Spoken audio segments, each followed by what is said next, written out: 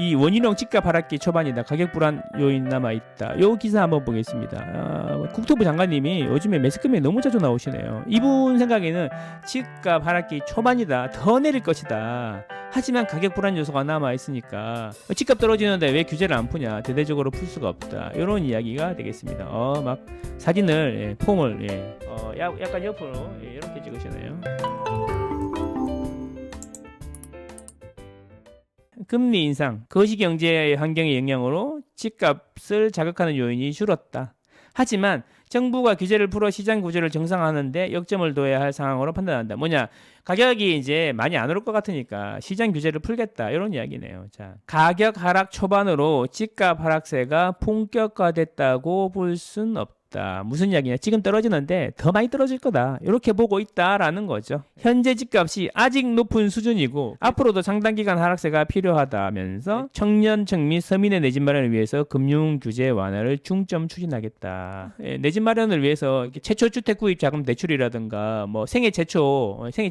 그런 것도 해주고 저리로 집을 돈을 빌려주겠다. 이런 이야기네요. 최근 집값이 안정세로 돌아섰다. 정부는 현주택 시장을 어떻게 보고 있냐? 종합적으로 봤을 때 가격 하락 초반이다. 아직 집값 하락세가 본격화됐다고는 볼 수가 없다. 그렇죠. 금리 인상 기조가 여전하기 때문에 그렇겠죠. 자, 그리고 국지적으로 가격 불안 요인도 상당히 남아있다. 잘못 풀었다가는 또 오를 여지가 있다. 이런 이야기군요. 집값 급등과 지나친 규제로 자산 가격 격차가 벌어져 양극화가 큰 상황이다. 지금 이를 잘못 다루면 양극화 악화 소지가 있어 신중하게 접근하고 있다. 문제는 거래량이 예년에 10분의 1 수준으로 급감했는데 이는 수요가 실종됐기 때문이라기보다는 관망세가 두텁기 때문이라고 본다. 그래서 내일 집값이 오늘보다 떨어지는데 오늘 집을 살 사람은 없지 않겠습니까? 집값이 떨어지기 시작했고 계속 떨어지는데 누가 집을 사냐? 금리도 올라가는데. 자, 그러면 여기 나옵니다. 그렇다면 어느 수준의 집값이 적정하다고 보나.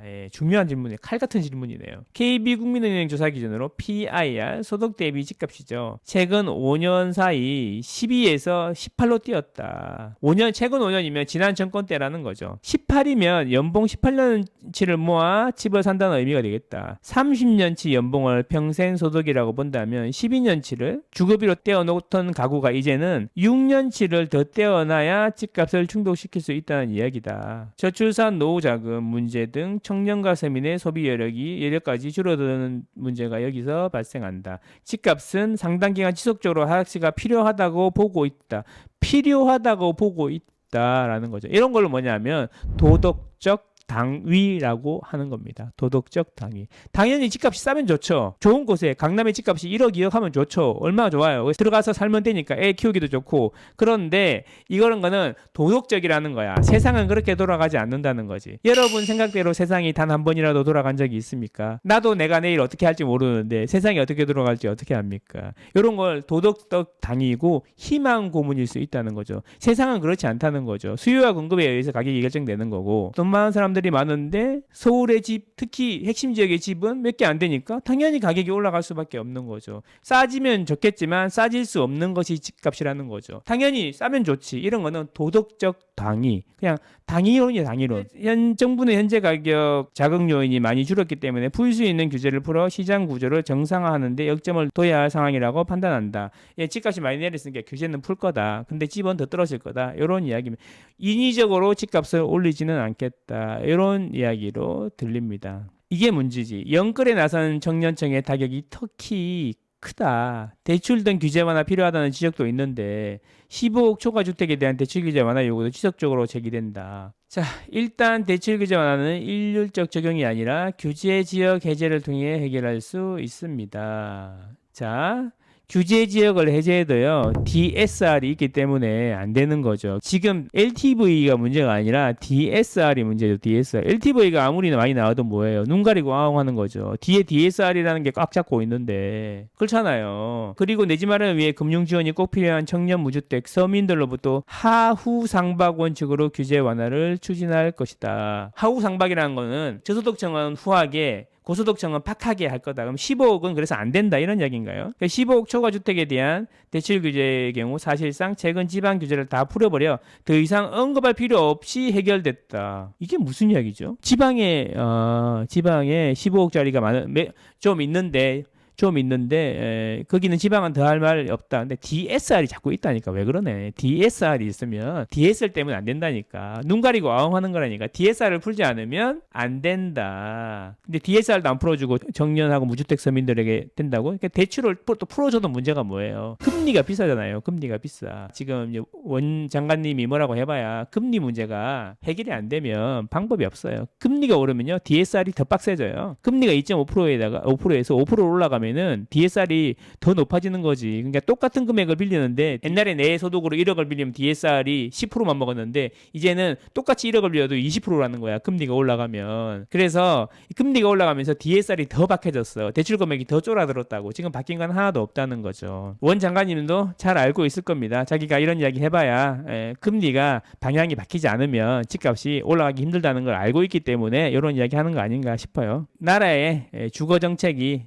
국민들을 위하는 정책으로 바뀌었으면 좋겠네요, 여러분.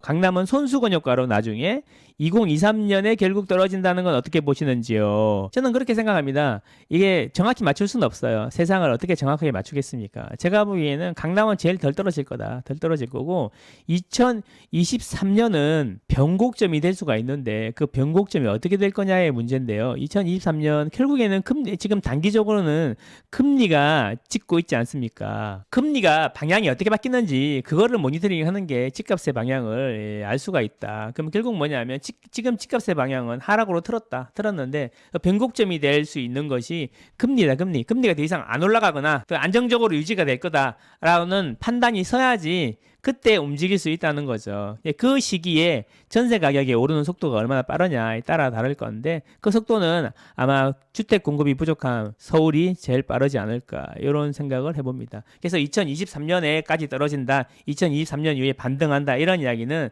지금 섣불리 이야기할 수 있는 게 아닌 것 같습니다. 예. 그래서 올 연말이나 내년 상반기에 금리 추세를 보고 그때 판단해도 괜찮을 것 같다. 현재 주택 공급도 많이 줄었는데 2년 전 아파트 가격이 올라갈까요? 그거는 이제 올라간다, 내려간다 딱 이 두 가지로 쪼개서 말씀드릴 수가 없는 게 중요한 거는 지역입니다. 어느 지역이냐가 중요한 것 같습니다. 결국에는 길게 보면은 수요와 공급이 가격을 결정하는 건데 단기적으로는 금리나 정책, 규제 이런 게 시장을 지배할 수 있거든요. 그래서 2년 뒤에 보면은 그 2년 뒤에 공급이 많은 데도 있고 적은 데도 있다는 거죠.